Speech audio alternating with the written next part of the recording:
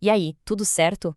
Sabe aquela sensação de pisar num chão firme, totalmente seguro? Pois é, por trás dessa simplicidade toda existe um herói anônimo, uma camada fundamental que a maioria das pessoas nunca nem viu. Hoje, a gente vai cavar fundo para descobrir o que é o lastro e por que sem ele tudo poderia simplesmente desmoronar. Pode até parecer uma pergunta simples, né? Mas a resposta é literalmente a base de tudo, da casa mais simplesinha até o arranha-céu mais gigante. E não, a resposta não é só a terra, e muito menos o piso bonito que a gente vê. É uma camada preparatória que vem bem antes de tudo isso. E o herói dessa nossa história tem nome, viu?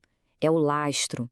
O nome pode não ser muito famoso, mas a missão dele, essa é absolutamente crucial para a segurança e para a durabilidade de qualquer obra. Tá, mas o que é esse tal de lastro, afinal? Pensa nele como a primeira camada que coloca ordem no caos. Ele pega o terreno natural, que é todo irregular, úmido, e transforma numa plataforma de trabalho perfeita, nivelada e segura. E as funções dele são incríveis. Olhando aí na tela, a gente vê que ele não está lá só para nivelar o terreno e deixar a área de trabalho limpa. A missão mais importante dele é a de proteção. Ele funciona como um escudo, impedindo que a umidade do solo suba e ataque as armaduras de aço da fundação. Sem ele, a estrutura ia enferrujar e podia ficar toda comprometida. E aqui, ó, presta atenção que vem a regra de ouro. Mesmo com o lastro ali protegendo tudo, as ferragens, a estrutura de aço, nunca, jamais podem encostar direto nele. Precisa ter um espacinho. Parece um detalhe bobo, mas ignorar isso simplesmente anula a proteção do lastro, abrindo as portas para corrosão e colocando em risco a vida útil da construção inteira. Beleza. Mas é bom saber que não existe um tipo só de lastro, tá? Basicamente, existem dois tipos principais, e a escolha entre eles muda completamente o jogo: o de concreto magro e o de material granular. Qual a diferença e por que escolher um ou outro? Bora descobrir. Então vamos lá, vamos comparar. De um lado, o concreto magro, que, como o nome já dá a dica, é um concreto com menos cimento. Ele cria uma camada rígida, quase um contrapiso, que é ótima para barrar a umidade que vem de baixo. Do outro lado, a gente tem o material granular, que é isso: basicamente brita, pedra ou areia. A grande sacada aqui é que ele funciona como um grande ralo, sabe? A APA passa por ele, o que é excelente para drenar o terreno. E esse fluxograma aqui na tela, olha, resume essa tomada de decisão de um jeito perfeito.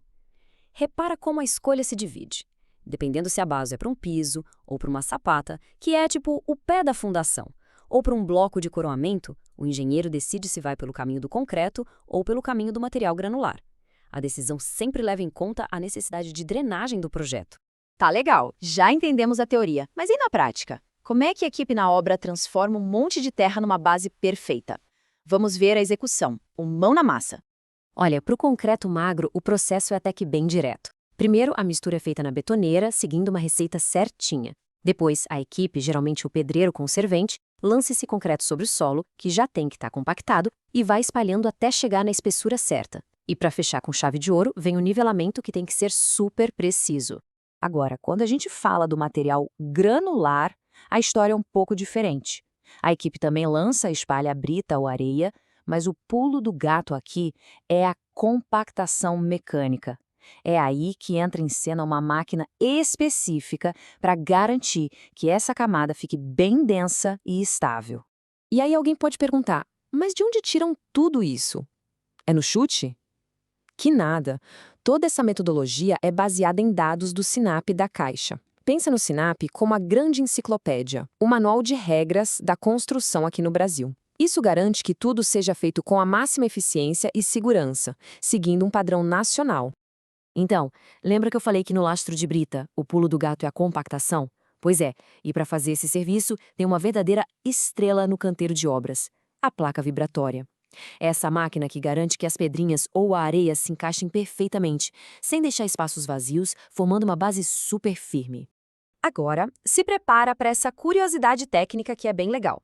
Essa máquina, com um motor de 5,5 cavalos, que não é super grande, gera uma força de 25 quilonewtons. Para ter uma ideia do que é isso, é como se a máquina desse vários socos no chão com uma força de mais de 2,5 toneladas. É muita força para garantir que não sobre nenhum espacinho vazio ali entre os grãos. Beleza, a base está pronta, tá perfeita. Mas e agora? Como é que se mede esse serviço para poder orçar e pagar por ele? É por metro quadrado ou por metro cúbico? A resposta, como quase tudo na engenharia, é depende.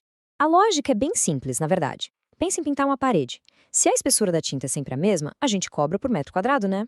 Com o lastro de concreto de espessura fixa, é a mesma coisa. A medição é por área, o m quadrado. Agora, imagina que você vai encher uma piscina. Aí não importa a área, o que importa é o volume de água. Para os mastros de brita, ou aqueles com espessura variável, o que conta é o volume de material. Aí a gente mede em metros cúbicos, o famoso M3. Olha só nesse diagrama, focando no concreto magro. Percebe que quando a aplicação é em pisos ou lajes com aquelas espessuras já definidas de 3 ou 5 centímetros, a medição fecha em metro quadrado, o M2. É exatamente o nosso exemplo de pintar a parede. Agora, se a gente olhar para o outro lado do esquema, a coisa muda de figura. Para todo lastro de material granular, ou até mesmo de concreto magro quando usado em blocos e sapatas, a espessura pode variar. Por isso, a unidade de medida padrão vira o metro cúbico, o m cúbico. Aqui é o nosso caso de encher a piscina. Então, no fim das contas, o lastro é muito mais do que só uma camadinha de pedra ou de concreto, né? Ele é a fundação da fundação. O passo zero que garante a organização, a segurança e a vida longa de tudo que vai ser construído em cima dele. E isso tudo me deixou pensando aqui. O que mais na construção civil é um desses heróis anônimos? Um elemento, um processo que é super vital, mas que quase ninguém conhece ou dá o devido valor. O que você acha? Porque a engenharia, ela tá cheia desses segredos fascinantes.